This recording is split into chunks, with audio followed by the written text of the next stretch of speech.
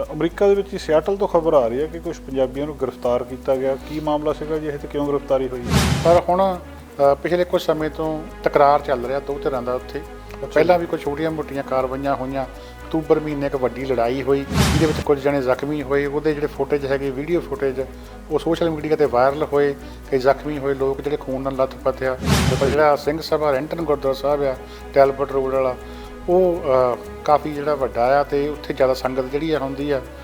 ਬਹੁਤ ਗਿਣਤੀ ਕਰਕੇ ਇੱਦਾਂ ਹੀ ਹੁੰਦਾ ਵੀ ਉੱਥੇ ਬਹੁਤ ਸੰਮਤੀ ਦੇ ਨਾਲ ਹੀ ਜਿਹੜੀ ਆ ਉਹ ਇਲੈਕਸ਼ਨ ਦੀ ਸਿਲੈਕਸ਼ਨ ਹੁੰਦੀ ਆ, ਕਮੇਟੀ ਬਣਦੀ ਆ। ਉਸ ਮਾਮਲੇ ਦੇ ਵਿੱਚ ਹੁਣ ਜਿਹੜੀ ਰੈਂਟਨ ਪੁਲਿਸ ਆ ਉਹਨੇ ਕਾਰਵਾਈ ਕਰਦਿਆਂ 4 ਜਣੇ ਜਿਹੜੇ ਆ ਜੀ ਉਹ ਚਾਰਜ ਕੀਤੇ ਆ। 33 ਸਾਲਾਂ ਦਾ ਕੁਲਜੀਤ ਸਿੰਘ ਆ, 62 ਸਾਲਾਂ ਦਾ ਹਰਿੰਦਰਬੀਰ ਸਿੰਘ ਆ, 37 ਸਾਲਾਂ ਦਾ ਮਨਿੰਦਰਪਾਲ ਸਿੰਘ ਹੈਗਾ ਰੈਂਟਨ ਨਿਵਾਸੀ, 33 ਸਾਲਾਂ ਦਾ ਹਰਭਜਨ ਸਿੰਘ ਸ਼ਾਮਲ ਆ।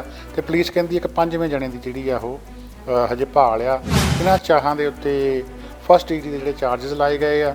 ਕਿਹਾ ਗਿਆ ਸਰਕਾਰੀ ਵਕੀਲ ਵੱਲੋਂ ਇਹਨਾਂ ਨੇ ਵੀ ਬੇਸਬਾਲਸ ਦੀ, ਕਿਰਪਾਨਾਂ, ਚਾਕੂਆਂ ਦੀ ਵਰਤੋਂ ਕੀਤੀ ਆ। $1 ਲੱਖ ਦੀ ਜ਼ਮਾਨਤ ਜਿਹੜੀ ਉਹ ਰੱਖੀ ਗਈ ਆ ਅਤੇ ਹੁਣ ਇਹ ਮੁਕੱਦਮਾ ਜਿਹੜਾ ਇਹ 4 ਜਣੇ ਭੁਗਤਣਗੇ। ਫੇਸਬੁੱਕ 'ਤੇ ਕੋਈ ਮਾਮਲਾ ਚੱਲ ਰਿਹਾ ਸ਼ਿਕਾਇਤਾਂ ਦਾ, ਇਹ ਕੀ ਸ਼ਿਕਾਇਤ ਆ ਜੀ? ਪਿਛਲੇ ਕੁਝ ਘੰਟਿਆਂ ਤੋਂ ਜਾਂ ਰਾਤ ਤੋਂ ਕਹਿ ਲਓ ਕਿ ਲੋਕ ਸ਼ਿਕਾਇਤ ਕਰ ਰਹੇ ਆ ਜੀ ਕਿ ਫੇਸਬੁੱਕ ਦੇ ਉਹਨਾਂ ਦੀਆਂ ਪੋਸਟ ਜਿਹੜੀਆਂ ਹੈਗੀਆਂ ਉਹ ਡਿਲੀਟ ਹੋ ਰਹੀਆਂ ਅਤੇ ਨਾਲ ਦੀ ਨਾਲ ਉਹਨਾਂ ਦਾ ਫੇਸਬੁੱਕ ਵੱਲੋਂ ਨੋਟੀਫਿਕੇਸ਼ਨ ਆ ਰਿਹਾ ਕਿ ਇਹ ਜਿਹੜੀ ਤੁਹਾਡੀ ਪੋਸਟ ਆ ਕਮਿਊਨਿਟੀ ਸਟੈਂਡਰਡਸ ਦੇ ਉਲਟ ਹੈਗੀ ਆ। ਇੱਕ ਫੇਸਬੁੱਕ ਦਾ ਸਜ਼ਾ ਦੇਣ ਦਾ ਢੰਗ ਹੈਗਾ ਆ।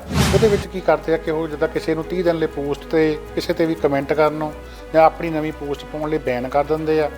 ਕਿਸੇ ਨੂੰ ਉਹ ਕਹਿੰਦੇ ਵੀ ਤੁਸੀਂ 30 ਦਿਨ ਲਾਈਵ ਨਹੀਂ ਕਰ ਸਕਦਾ ਜਾਂ ਤੂੰ ਕੋਈ ਆਪਣੀ ਐਡਵਰਟਾਈਜ਼ ਨਹੀਂ ਕਰ ਸਕਦਾ। ਖੁਦ ਮੇਰੀ ਇੱਕ ਪੋਸਟ 4-5 ਸਾਲ ਪਹਿਲਾਂ ਦੀ ਪੰਜਾਬ ਦੇ ਵਿੱਚ ਨੌਜਵਾਨ ਫੜੇ ਗਏ ਸੀਗੇ, ਉਹਨਾਂ ਦੇ ਬਾਰੇ ਸੀਗੀ।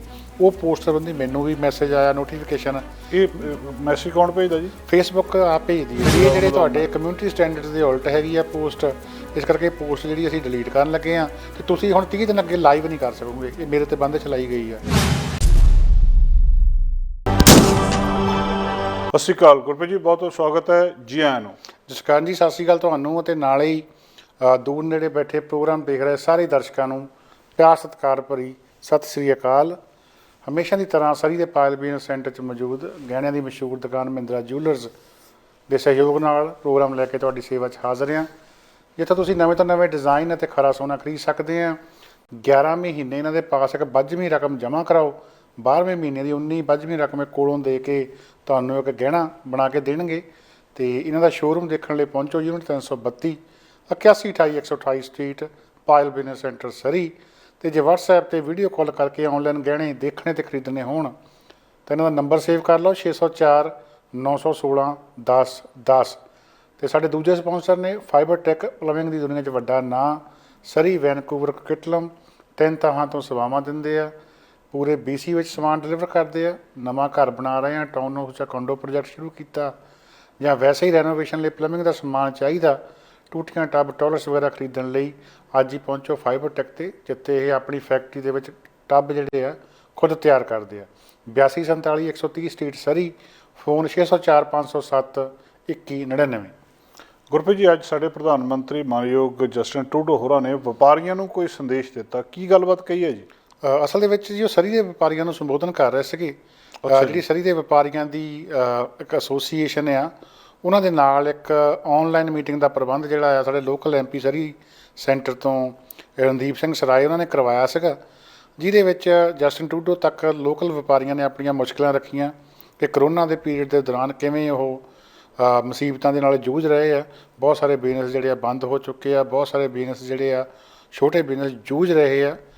ਤਾਂ ਉਹਨਾਂ ਨੇ ਸਰਕਾਰ ਤੱਕ ਆਪਣੀ ਜਿਹੜੀ ਆ ਮੰਗ ਪਹੁੰਚਾਈ, ਦੱਸਿਆ ਕਿ ਇੱਥੇ ਲੋਕਲ ਲੋਕਾਂ ਦੀਆਂ ਸਮੱਸਿਆਵਾਂ ਕੀ ਆ, ਜਿਨ੍ਹਾਂ ਦੇ ਵਿੱਚ ਅਫੋਰਡੇਬਲ ਹਾਊਸਿੰਗ, ਟੂਰਿਜ਼ਮ ਅਤੇ ਜਿਹੜੇ ਆ ਛੋਟੇ ਵਪਾਰਾਂ ਨੂੰ ਮਦਦ ਮੁੱਖ ਤੌਰ ਦੇ ਉੱਤੇ ਮੁੱਦੇ ਰਹੀ। ਉਸ ਤੋਂ ਬਾਅਦ ਵਿੱਚ ਪ੍ਰਧਾਨ ਮੰਤਰੀ ਨੇ ਸਟੇਟਮੈਂਟ ਦਿੱਤੀ। ਉਹ ਕਹਿੰਦੇ ਵੀ ਅਸੀਂ ਇਹ ਗੱਲ ਸਮਝਦੇ ਹਾਂ, ਛੋਟੇ ਵਪਾਰੀ ਜਿਹੜੇ ਆ ਉਹ ਕੈਨੇਡਾ ਦੀ ਰੀੜ੍ਹ ਦੀ ਹੱਡੀ ਆ, ਅਸੀਂ ਇਹਨਾਂ ਦੀ ਮਦਦ ਕਰਨੀ ਚਾਹੁੰਦੇ ਹਾਂ। ਬੀਤੇ ਦੇ ਵਿੱਚ ਵੀ ਅਸੀਂ ਛੋਟੇ ਵਪਾਰਾਂ ਦੇ ਵਾਸਤੇ $40,000 ਦੀ ਜਿਹੜੀ ਰਕਮ ਆ ਉਹ ਲੋਨ ਦੇ ਵਜੋਂ ਦਿੱਤੀ ਹੈ, ਜਿਹਦੇ ਵਿੱਚੋਂ ਕਿ 10,000 ਕਿਹਾ ਜਾਂਦਾ ਕਿ ਮਾਫ ਹੋ ਜਾਣਾ। ਉਸ ਤੋਂ ਬਾਅਦ ਵਿੱਚ $20,000 ਦੀ ਇੱਕ ਹੋਰ ਰਾਸ਼ੀ ਜਿਹੜੀ ਆ ਉਹ ਆ ਰਹੀ ਆ, ਆਉਣ ਵਾਲੇ ਦਿਨਾਂ ਵਿੱਚ ਅਨਾਊਂਸ ਹੋ ਚੁੱਕੀ ਆ, ਆਪਣੇ ਆਪਣੇ ਅਕਾਊਂਟਾਂ ਦੇ ਵਿੱਚ ਅਪਲਾਈ ਹੋ ਜਾਣਾ ਥੋੜ੍ਹੇ ਦਿਨਾਂ ਤੱਕ। ਉਹਦੇ ਵਿੱਚੋਂ ਵੀ ਇਹੀ ਆ, ਉਹ 20,000 ਦੇ ਵਿੱਚੋਂ ਵੀ 10,000 ਮੋੜਨਾ ਪੈਣਾ ਜੇ ਤੁਸੀਂ ਸਮੇਂ ਸਿਰ ਮੋੜ ਦਿੰਦੇ ਆ। ਉਹ ਕਹਿੰਦੇ ਵੀ ਅਸੀਂ ਇਹ ਮਦਦ ਜਿਹੜੀ ਆ ਕਰ ਰਹੇ ਹਾਂ। ਰੈਂਟ ਸਬਸਿਡੀ ਉਹ ਵਧਾ ਰਹੇ ਆ ਤੇ ਹੋਰ ਵੀ ਅਸੀਂ ਕੋਸ਼ਿਸ਼ਾਂ ਕਰਾਂਗੇ ਕਿ ਜਿਹੜੇ ਛੋਟੇ ਬਿਜ਼ਨਸ ਆ ਉਹ ਚੱਲਦੇ ਰਹਿਣ ਦੇ ਵਾਸਤੇ ਜੋ ਵੀ ਸਰਕਾਰ ਕਰ ਸਕਦੀ ਆ ਉਹ ਕਰੇ। ਕੀ ਲੱਗਦਾ ਇਹ ਕੋਈ ਇਹਦੇ ਨਾਲ ਆਉਣ ਵਾਲੇ ਸਮੇਂ 'ਚ ਹੈਲਪ ਹੋਊਗੀ ਜਾਂ ਕੀ ਭਵਿੱਖ ਲੱਗਦਾ ਇਹਨਾਂ ਵਪਾਰੀਆਂ ਦਾ ਜੀ? ਦੇਖੋ ਗੱਲ ਇਹ ਹੁੰਦੀ ਹੈ ਜੀ ਕਿ ਪਹਿਲੀ ਗੱਲ ਤਾਂ ਹੁੰਦੀ ਹੈ ਵੀ ਜਿਹੜੀ ਸੁਣਵਾਈ ਤਾਂ ਹੋਵੇ, ਬਿਲਕੁਲ। ਹੈ ਨਾ। ਜੇ ਪ੍ਰਧਾਨ ਮੰਤਰੀ ਇੱਕ ਸ਼ਹਿਰ ਦੇ ਵਪਾਰੀਆਂ ਦੀ ਗੱਲ ਸੁਣ ਰਿਹਾ, ਠੀਕ ਹੈ, ਇਹਦਾ ਮਤਲਬ ਵੱਡੀ ਗੱਲ ਹੈਗੀ ਹੈ ਕਿ ਚਲੋ ਘੱਟੋ ਘੱਟ ਸੁਣਵਾਈ ਤਾਂ ਹੋ ਰਹੀ ਹੈ, ਸਿੱਧੀ ਗੱਲ ਹੋ ਰਹੀ ਹੈ। ਇਹ ਨਹੀਂ ਹੈਗਾ ਕਿ ਤੁਸੀਂ ਗਾਹਾਂ MP ਨੂੰ ਕਹਿਤਾ, MP ਨੇ ਗਾਹਾਂ ਜਾ ਕੇ ਕਹਿਣਾ ਕਿ ਨਹੀਂ ਕਹਿਣਾ, ਸਿੱਧੀ ਤੁਸੀਂ ਆਪਣੀ ਮੁਸ਼ਕਲ ਜਿਹੜੀ ਆ ਉਹ ਦੱਸ ਦਿੱਤੀ ਆ। ਅਤੇ ਹੁਣ ਰੀਸੈਂਟਲੀ ਜਿਹੜੀਆਂ ਚੋਣਾਂ ਹੋ ਕੇ ਹਟੀਆਂ ਉਹਨਾਂ ਵਿੱਚ ਵੀ ਆਪਾਂ ਦੇਖ ਲਿਆ ਕਿ ਸਰੀ ਜਿਹੜਾ ਆ ਸ਼ਹਿਰ, ਇਹ ਵੈਨਕੂਵਰ ਤੋਂ ਵੀ ਬਾਅਦ ਇੱਕ ਵੱਡੀ ਹੱਬ ਬਣ ਗਿਆ ਆ।